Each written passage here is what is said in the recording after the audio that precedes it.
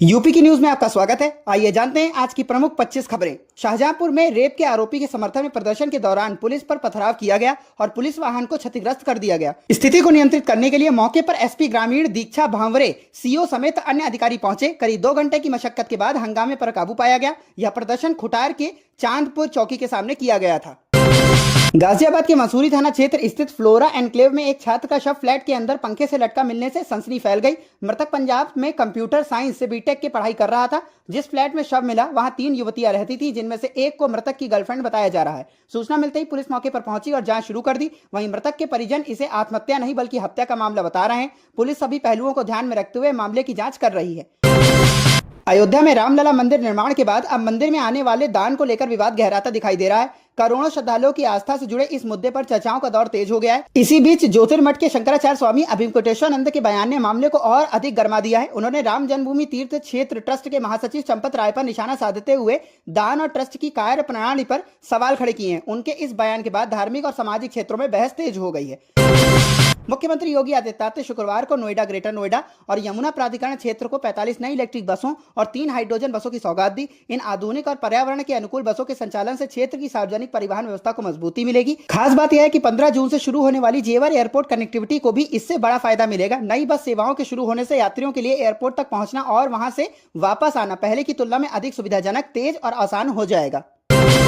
अमरोहा के रहरा थाना क्षेत्र में 8 वर्षीय बालिका से दुष्कर्म के मामले में पुलिस ने त्वरित कार्रवाई करते हुए घटना के 72 घंटे के भीतर ही अदालत में चार्जशीट दाखिल कर दी। वारदात के बाद आरोपी की गिरफ्तारी के लिए उसके घर पर बुलडोजर कार्रवाई की गई और अगले ही दिन उसे गिरफ्तार कर जेल भेज दिया गया।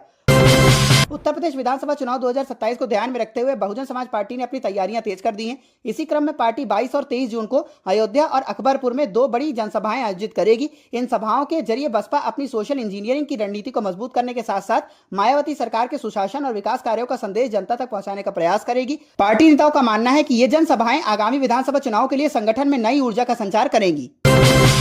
राष्ट्रीय स्वयंसेवक संघ प्रमुख मोहन भागवत की यात्रा के दौरान शताब्दी एक्सप्रेस पर हुए पथराव के मामले में पुलिस ने 2 नाबालिगों को हिरासत में ले लिया।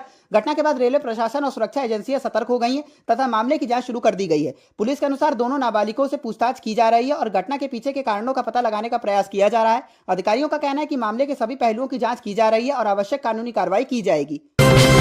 हौरमुज क्षेत्र में देवरिया निवासी शिवानंद की मौत से उसके परिवार पर दुखों का पहाड़ टूट पड़ा है। परिजनों के मुताबिक शिवानंद गरीबी से संघर्ष करते हुए बेहतर भविष्य की तलाश में घर छोड़कर विदेश गए थे। वह एक मालवाहक जहाज पर इंजन फिटर के पद पर कार्यरत थे। परिवार की आर्थिक स्थिति सुधारने का सपना लेकर निकले शिवानंद का जीवन सफर के दौरान ही समाप्त हो गया। घटना की सूचना मिलते ही परिजनों में शोक की लहर दौड़ गई और पूरे इलाके में मातम का माहौल है। अहमदाबाद से दिल्ली होते हुए लखनऊ पहुंची एक उड़ान में बम होने की सूचना मिलने के बाद एयरपोर्ट प्रशासन और सुरक्षा एजेंसियां अलर्ट हो गई हैं। विमान की सुरक्षित लैंडिंग कराकर सभी यात्रियों को बाहर निकाला गया। इसके बाद बम निरोधक दस्ता और सुरक्षा बल विमान की गहन जांच में जुट गए। फिलहाल किसी तरह के खतरे की पुष्टि नहीं हुई है। अलीगढ़ में प्रशासनिक संवेदनशीलता पर सवाल खड़े करने वाली एक घटना सामने आई है। प्रत्यक्षदर्शियों और पीड़ित परिवार के अनुसार जिला मुख्यालय पर न्याय की गुहार लेकर पहुंचा एक फरियादी बेहोशी की हालत में काफी देर तक पड़ा रहा, लेकिन उसकी सुध लेने के लिए कोई अधिकारी बाहर नहीं आया। घटना का वीडियो और तस्वीरें सामने आने के बाद लोगों में नाराजगी देखी जा रही है। पीड़ित परिवार ने प्रशासन पर उपेक्षा का आरोप लगाया है। वहीं इस घटना ने अधिकारियों की कार्यशैली और आम जनता के प्रति उनकी संवेदनशीलता को लेकर एक नई बहस को जन्म दे दिया है। उत्तर प्रदेश के बुलंदशहर जिले के खुर्जा जंक्शन पर एक दुकानदार के ट्रेन के सामने कूदकर जान देने की घटना से हड़कंप मच गया। मृतक की पहचान अमर के रूप में हुई है। बताया जा रहा है कि घटना से पहले उसका जीआरपी कर्मी से विवाद हुआ था। परिजनों का आरोप है कि जीआरपी कर्मचारियों के साथ हुए विवाद और कथित उत्पीड़न से परेशान होकर अमर ने यह कदम उठाया। वहीं परिवार ने इसे आत्महत्या नहीं बल्कि हत्या का मामला बताते हुए निष्पक्ष जांच और दोषियों के खिलाफ कार्रवाई की मांग की है। पुलिस ने शव को कब्जे में लेकर जांच शुरू कर दी और मामले की सभी पहलुओं की पड़ताल की जा रही है। वृंदावन के बांके बिहारी मंदिर क्षेत्र में छज्जा गिरने से श्रद्धालुओं के घायल होने की घटना के बाद नगर निगम ने जर्जर भवनों की खिलाफ सख्त अभियान शुरू कर दिया है। प्रशासन की ओर से अब तक 69 भवन स्वामियों को नोटिस जारी किए जा चुके हैं और उन्हें निर्धारित समय सीमा के भीतर मरम्मत तथा सुरक्षा संबंधी कार्य कराने के निर्देश दिए गए। अधिकारियों ने चेतावनी दी है कि यदि 3 दिनों के भीतर सुधार कार्य नहीं किया गया तो संबंधित भवन मालिकों के खिलाफ एफआईआर दर्ज की जाएगी। प्रशासन का कहना है कि इस अभियान का उद्देश्य श्रद्धालुओं और स्थानीय नागरिकों की सुरक्षा सुनिश्चित करना है। एनजीटी के आदेश के बाद बिचपुरी की अंगूठी गांव में तालाब की भूमि पर बने अवैध निर्माणों के खिलाफ प्रशासन ने कार्रवाई तेज कर दी है। प्रशासन की ओर से मंदिर, मस्जिद, मजार समेत अन्य अतिक्रमणकारियों को 7 दिनों के भीतर कब्जा हटाने का नोटिस जारी किया गया। अधिकारियों ने स्पष्ट किया कि निर्धारित समय सीमा में अतिक्रमण नहीं हटाए जाने की स्थिति में बलपूर्वक कार्रवाई की जाएगी। प्रशासन का कहना है कि तालाब की भूमि को अतिक्रमण मुक्त कर उसके मूल स्वरूप को बहाल करने के उद्देश्य से यह कदम उठाया जा रहा है। उत्तर प्रदेश में मौसम ने करवट ले ली है। मेरठ, आगरा, लखनऊ समेत कई जिलों में तेज आंधी और झमाझम बारिश ने लोगों को भीषण गर्मी से राहत दिलाई है। मौसम विभाग ने प्रदेश के कई हिस्सों में 16 जून तक बारिश, तेज हवाओं और ओलावृष्टि की संभावना जताते हुए अलर्ट जारी किया है। अधिकारियों ने खराब मौसम के दौरान लोगों से सतर्क रहने और जरूरी सावधानियां बरतने की अपील की है। बारिश के कारण तापमान में गिरावट दर्ज की गई है, जिससे मौसम सुहावना हो गया है। उत्तर प्रदेश के मुख्यमंत्री योगी आदित्यनाथ ने नोएडा, ग्रेटर नोएडा और यमुना प्राधिकरण क्षेत्र से संयुक्त रूप से जेवर एयरपोर्ट का संचालित होने वाली उत्तर प्रदेश राज्य सड़क परिवहन निगम की 45 इलेक्ट्रिक बसों को वीडियो कॉन्फ्रेंसिंग के जरिए हरी झंडी दिखाई। इलेक्ट्रिक बस सेवा की शुरुआत के साथ ही मुख्यमंत्री नए नोएडा बस डिपो का भी उद्घाटन किया, जिससे क्षेत्र के परिवहन नेटवर्क की क्षमता में और वृद्धि हुई है। उत्तर प्रदेश की राजधानी लखनऊ से एक दिल दहला देने वाली घटना सामने आई। सादतगंज थाना क्षेत्र के मौला नगरी इलाके में 9 वर्षीय मूक बच्ची के साथ दुष्कर्म का मामला सामने आया। मिली जानकारी के अनुसार इस वारदात को पड़ोस में रहने वाले एक नाबालिग आरोपी ने अंजाम दिया है। घटना के सामने आने के बाद इलाके में सनसनी फैल गई है। बागपत जिले के खेकड़ा क्षेत्र में एक गली उस समय जंग के मैदान में तब्दील हो गई जब बधाई के पैसे को लेकर किन्नर समाज के 2 गुट आमने सामने आ गए। विवाद इतना बढ़ गया कि दोनों पक्षों के बीच जमकर लात, घूंसे और चप्पलें चली। कोई भी पक्ष पीछे हटने को तैयार नहीं था। इस पूरे हाई वोल्टेज ड्रामा का वीडियो अब सोशल मीडिया पर तेजी से वायरल हो रहा है। बिजनौर जिले के नांगल सोती थाना क्षेत्र से एक बेहद दुखद और झकझोर देने वाली घटना सामने आई है। यहाँ एक विवाह समारोह से घर लाए गए बासी रसगुल्ले खाने के बाद 2 सगे भाइयों के परिवारों और पड़ोसियों समेत कई लोग फूड पॉइजनिंग का शिकार हो गए। जहरीले खाद्य पदार्थ के असर से 2 साल के एक मासूम बच्चे की मौत हो गई, जबकि 8 अन्य लोगों को उपचार के लिए अस्पताल में भर्ती कराया गया है।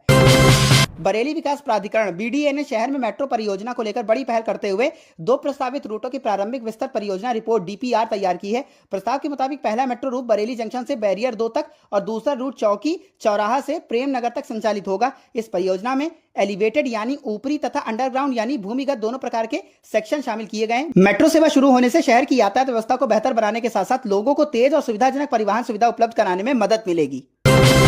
सीबीएसई के पोर्टल में खामियां उजागर कर चर्चा में आए निज़्ग अधिकारी को आईआईटी कानपुर ने अपनी साइबर सिक्योरिटी टीम में शामिल किया है। 19 वर्षीय एथिकल हैकर निज़्ग अधिकारी को इंटेलिजेंस इंजीनियर के पद पर नियुक्त किया गया। खास बात यह है कि उन्होंने हाल ही में 12वीं की परीक्षा पास की और उनके पास कोई इंजीनियरिंग या तकनीकी डिग्री नहीं है। इसके बावजूद साइबर सुरक्षा के क्षेत्र में उनकी असाधारण प्रतिभा और क्षमता ने देश के प्रतिष्ठित संस्थान आईआईटी कानपुर को प्रभावित किया है। उत्तर प्रदेश के बदायूं जिला कोर्ट की सुरक्षा में तैनात दरोगा मेघश्याम गौतम की संदिग्ध मौत का मामला अब लगातार संवेदनशील और चर्चाओं का विषय बनता जा रहा है। मृतक दरोगा के भाई रामेश्वर दयाल की शिकायत पर सिविल लाइंस थाने में न्यायालय सुरक्षा प्रभारी इंस्पेक्टर शाहिद अली के खिलाफ मुकदमा दर्ज किया गया। एफआईआर में धार्मिक आधार पर प्रताड़ना, मानसिक उत्पीड़न और झूठे मुकदमे में फंसाने की धमकी जैसे गंभीर आरोप लगाए गए हैं। समाजवादी पार्टी के राष्ट्रीय अध्यक्ष अखिलेश यादव ने प्रदेश की योगी सरकार और केंद्र की मोदी सरकार पर तीखा हमला बोला है। उन्होंने किसानों, भारत की विदेश नीति और अर्थव्यवस्था समेत कई मुद्दों को लेकर सरकार को घेरा। अखिलेश यादव ने कहा कि सरकार की नीतियों के कारण किसान परेशान है और आम जनता महंगाई की मार झेल रही है। उन्होंने तंज कसते हुए कहा कि 10 वर्षों में डबल इंजन का धुआं निकल गया। साथ ही उन्होंने दावा किया कि पीडीए परिवार भारतीय जनता पार्टी को सत्ता से हटाने के लिए तैयार है।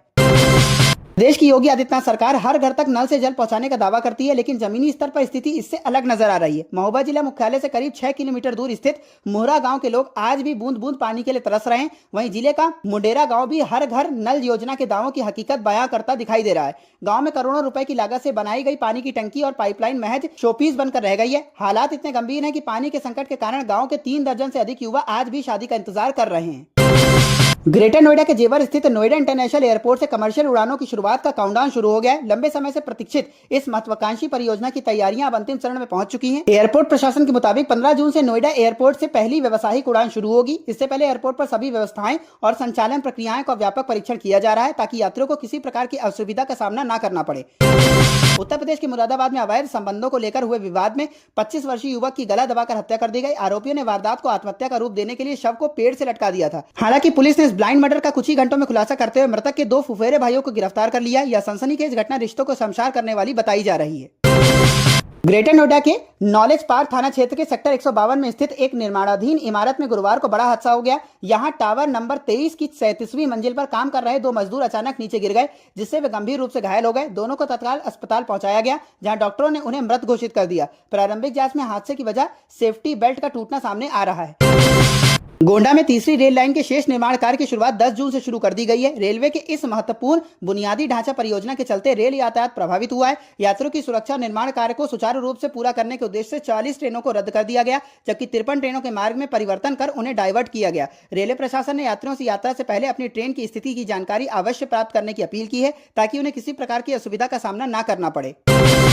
रायबरेली में वंदे भारत समेत अन्य ट्रेनों पर पत्थरबाजी की घटनाओं पर अंकुश लगाने के लिए रेलवे और जीआरपी ने विशेष अभियान शुरू किया है। इसके तहत रेलवे लाइन के आसपास बसे गांवों का नए सिरे से डिजिटल मैप तैयार किया जा रहा है। जीआरपी अब तक 140 गांवों की पहचान कर उनका नक्शा तैयार कर विभागीय पोर्टल पर अपलोड कर चुकी है, जबकि बाकी गांवों का सर्वे और मैपिंग कार्य तेजी से जारी है। अधिकारियों का मानना है कि इस पहल से संवेदनशील क्षेत्रों की निगरानी और अधिक मजबूत होगी तथा पत्थरबाजी जैसी घटनाओं पर प्रभावी नियंत्रण स्थापित किया जा सकेगा। बदायूं में अमर ज्योति चिटफंड कंपनी के कथित 200 करोड़ रुपए के घोटाले में नामजद 3 सगे भाई पिछले 1 वर्ष से फरार हैं। पुलिस ने तीनों आरोपियों पर 50-50 हजार रुपए का इनाम घोषित किया है, लेकिन वारंट और कुर्की उद्घोषणा की कार्रवाई के बावजूद अब तक उनकी गिरफ्तारी नहीं हो सकी है। इस घोटाले में हजारों निवेशकों की जमा पूंजी फंसी हुई है, जिससे वे लगातार परेशान है। निवेशक आरोपियों की शीघ्र गिरफ्तारी और अपनी रकम वापस दिलाने की मांग कर रहे हैं, जबकि पुलिस लगातार दबिश देकर उनकी तलाश करने का दावा कर रही है। उत्तर प्रदेश में नए शैक्षणिक सत्र को लेकर तैयारियां शुरू हो चुकी है। मुख्यमंत्री योगी आदित्यनाथ ने स्कूलों के खुलने से पहले सभी आवश्यक व्यवस्थाएं सुनिश्चित करने के निर्देश दिए हैं। उन्होंने विद्यालयों में साफ सफाई, पेयजल, शौचालय, बिजली और अन्य बुनियादी सुविधाओं को दुरुस्त रखने पर विशेष जोर दिया। इसके साथ ही अधिकारियों को छात्रों के लिए सुरक्षित और बेहतर शैक्षणिक वातावरण उपलब्ध कराने हेतु सभी जरूरी इंतजाम समयबद्ध तरीके से पूरे करने के निर्देश भी दिए गए हैं।